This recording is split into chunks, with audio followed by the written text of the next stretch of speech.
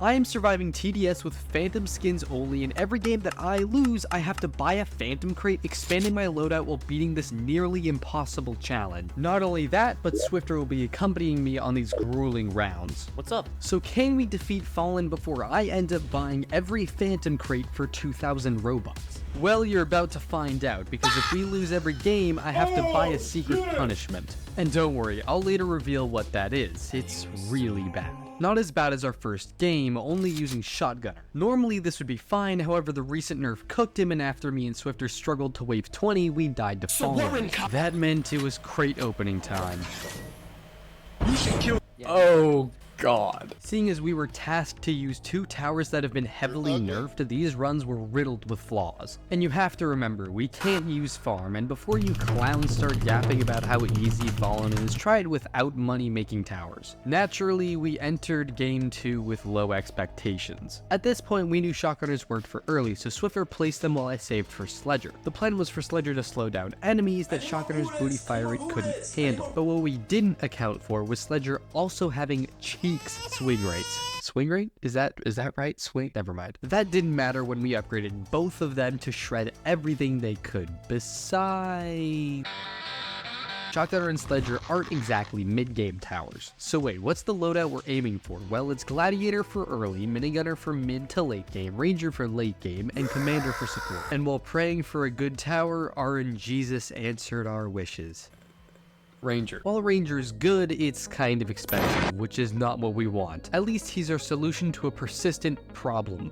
Fallens. We fought our way through early, leaking the usual amount of fast zombies. And because of Ranger, we actually survived to wave 20, but he couldn't save us from wave 24.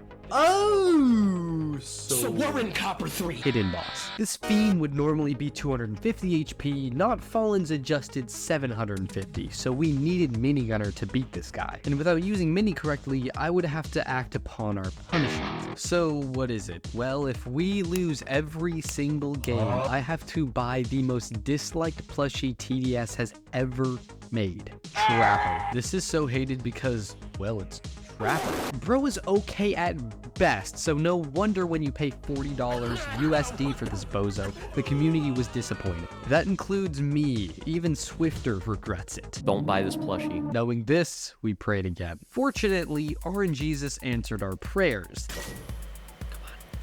We got hella early game. We got a Glad. This means that we have a very reliable early game tower and also good hidden detection. Glad left us a chance to kill the hidden boss, so we locked in for game 4. Thankfully, we knew early game was set, but we slowly realized that Gladiator started to let enemies leak, foreshadowing our demise. But until then, we revised our strat. I saved for Ranger ASAP and Swifter covered early.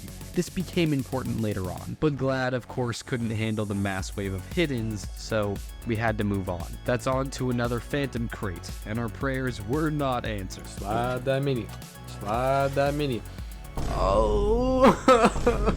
However, we may have underestimated 2 towers. First was Big T! So let's be honest, that was a perfectly normal reaction if Toxic Gunner didn't carry early game. We did the same strat, but I placed Toxic Gunner instead of straight saving for Ranger. This ended up working out very well because I got significantly more money than I expected, and Toxic Gunner could pick off enemies that Glad couldn't. But Toxic Gunner doesn't have hidden, which was problematic. On the other hand, we used Toxic and Sledger to slow down enemies so much to the point where Glad could easily pick them off. While all of that is great, Shadow Boss was still an issue. We desperately needed Minigunner, especially because we only had 3 games left. And RNGesus gave us a blessing greater than the solar eclipse event.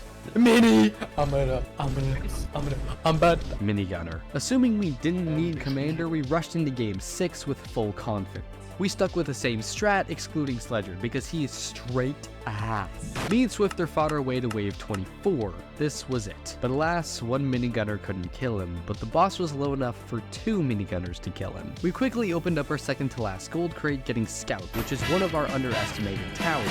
Commander would have been a lot better, but Scout was actually not too bad. And Swifter was experienced enough with Scout for it to be better than Glad, and it was gold, but let's ignore that. Dropping into Game 7, the benefit of Gold Scout was very noticeable as he plowed through every single enemy during early game. I decided to get Toxic Gunner, hoping I would get enough extra money from him to buy a Ranger for Fallens and 2 minigunners for Hidden Boss. This decision was a massive mistake. I had barely enough to afford a Ranger after I bought 1 mini, which meant we almost died to Fallens. Consequently, 4 waves later, I had just enough for 1 more mini, but my placement was absolute garbage, costing us a valuable game. Entering our last game with Commander, I was genuinely scared we would lose. I had apparently thought Fallen was going to be free without farm, but this last game was testing both of us, and my bank account. Game 8 was like D-Day. We fought and scrambled with our units to pull off a miracle. Early game was expectedly a breeze. We let Gold Scout wipe up everything. But as we inched toward mid-game, well, that's when everything went to shit. I had gotten a higher level Ranger, which was unnecessary. That then led to only 2 more minigunners on the ground. And finally, he came out of the tunnel, and unfortunately, the mini's targeting was sabotaged by mysteries, costing us the game. There was 1 more task to complete. Pre-order. Trapper plushie.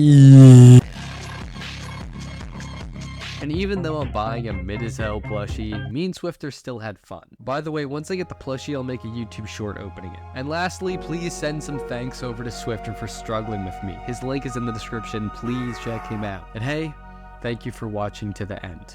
I'll see you soon. Goodbye.